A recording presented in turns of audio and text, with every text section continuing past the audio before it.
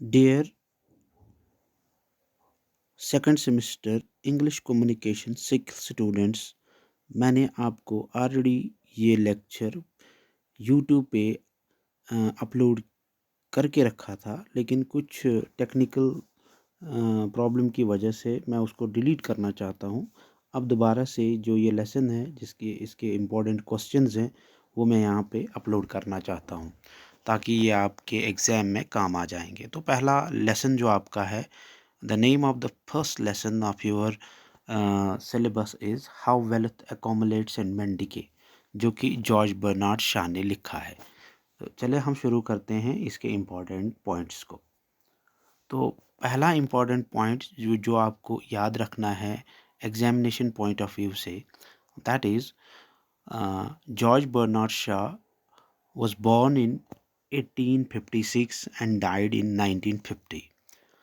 The second important point which you need to remember is that George Bernard Shaw was an Irish playwright, literary critic, essayist, novelist, short story writer, and dramatist. And after that, he wrote more than 60 plays. You need to remember how many plays he had written. He wrote more than 60 plays. तो उसके बाद आपको याद रखना है, he mostly discussed moral, political and economic issues in his writings. यानी जितना भी उसने लिखा है उसमें वो मॉरल यानी इखलाकी, पॉलिटिकल सियासी, इकोनॉमिक माशी इन जो तज्ज़ियाकारी है उस पे उसने ज़्यादा लिखा है और उन्हीं चीज़ों के बारे में वो लिखता रहता था। Shaw has been awarded Nobel prize for literature in 1925। तो ये इम्पोर्टेंट पॉइंट है, कब उसको नोबेल प्राइज़ मिला है। तो he has been awarded Nobel prize for literature in 1925। Come towards the other slide. ये आपको याद रखना है, एक और अवार्ड इसको मिला है जिसका नाम है एकेडमी अवार्ड। इन एकेडमी अवार्ड उसको किस पे मिला, उसका एक ड्रामा है जिसका नाम है पिग्मेलियन, और इस पिग्मेलियन को बाद में फिल्म में अडेप्ट किया गया। एंड इसका मतलब यह है कि जैसे कि वो पिग्मेलियन ड्रामा जो उसका, उसको फिल्म भी, उसके ऊपर फिल्म भी बनाया गया।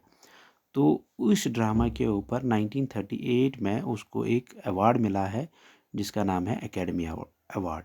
तो अब आपने याद रखना है, नोबेल प्राइज़ उसको किस पे मिला है, इंग्लिश लिटरेचर में मिला है, लेकिन एकेडमी अवार्ड उसको 1938 में किस ड्रामा पे मिला है, तो पिग्मेलियन। याद रख लेना, ये दो distinct, these are the distinct awards, different awards.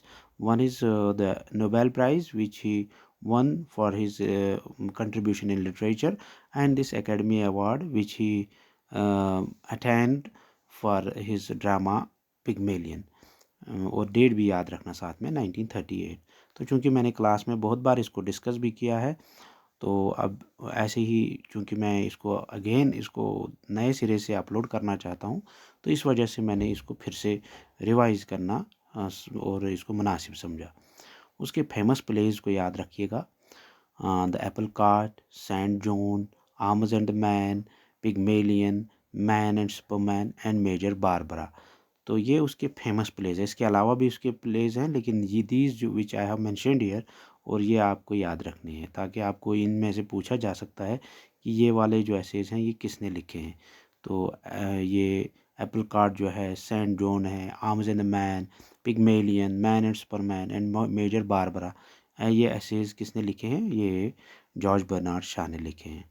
तो चूँकि वो सोशलिस्ट थे, तो वो सोशलिस्ट आइडियाज़ उसमें कूट कूट कर भरे थे। तो he was deeply influenced by socialist ideas. तो उसका सोशलिस्ट आइडियाज़ से वो काफ़ी मुतासिर हो चुके थे। देन क्योंकि एक सोसाइटी में उसने अपने आप को ज्वाइन करके रखा था, ही जॉइंड फेबियन सोसाइटी इन 1984। अब ये तो 1984 में वो ज्वाइन कर रहा है, लेकिन ये फेबियन सोसाइटी क्या है अगर पूछा जाएगा, तो फेबियन सोसाइटी एक reconstruct society in accordance with the highest moral possibilities. ये फेबियन सोसाइटी का एक ही मकसद था कि सोसाइटी को इस तरह से बनाया जाए कि वहाँ की जो इखलाकियात हैं, जो मतलब जो इखलाक है लोगों के, वो हाईएस्ट लेवल पे हो, वो काफ़ी शानदार हो। तो ऐसी सोसाइटी होनी चाहिए जिसमें हाईएस्ट मॉरल पॉसिबिलिटीज़ हो। तो इस फेबियन सोसाइटी का यही एम था। This is all about the how ये जो है how wealth accumulates and men decay this from the, लेकिन इसकी टेक्स्ट के बारे में अभी मैंने अपलोड नहीं किया, और नेक्स्ट वीडियो में आपको इंशाल्लाह वो भी मैं अपलोड करके बताऊंगा, और जो टेक्स्ट के इंपॉर्टेंट पॉइंट्स हैं वो भी बता दूंगा। Wish you all the best.